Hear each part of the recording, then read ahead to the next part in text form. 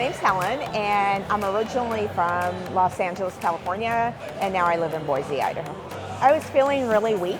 I had had a surgery a year and a half before, and then never just got back into it, and into working out or doing anything, really.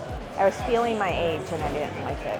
So one of the really important things to me is carrying around my granddaughter, right? She's not 2 yet, and she's getting heavy, and I was really worried that I wouldn't be able to carry her around for very long or do stuff with her.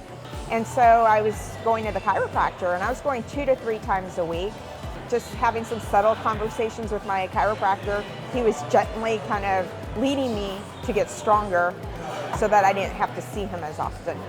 Being in your 50s, you're supposed to be younger than like when our parents were in their 50s, or our grandparents.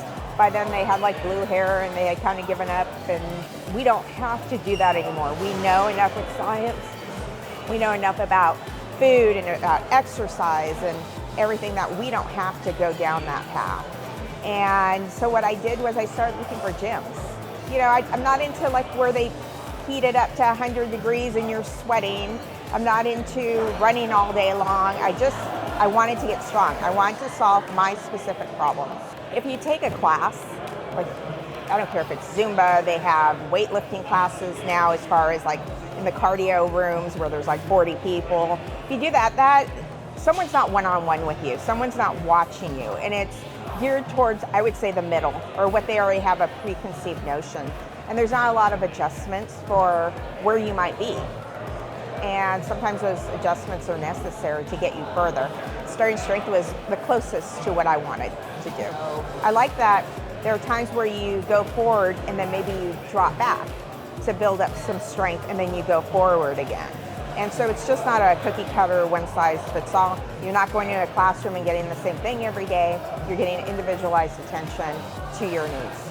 The coaches are really great as far as being funny and helpful and relatable all at the same time.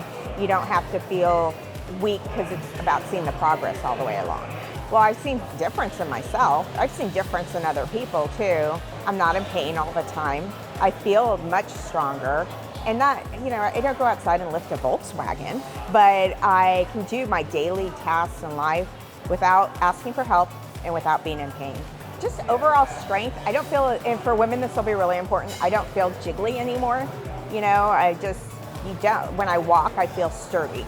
I feel like my legs are sturdy, my body is sturdy. It's great to have a coach because I think I wouldn't have gone, or I would have given up, or there's a lot of days where I'm going, I got so much to do. But by having a coach, I have someone I'm accountable to, right, to show up. And it makes me be accountable to myself. I think if someone was asking me, like, would I recommend this, I would 100% recommend it because it improved my life overall. It's made me happier too. Because if you're not feeling good, or you can't do things, or you're not as good as maybe some of your friends, then you get better, whether it's health-wise, strength-wise, or skill-wise.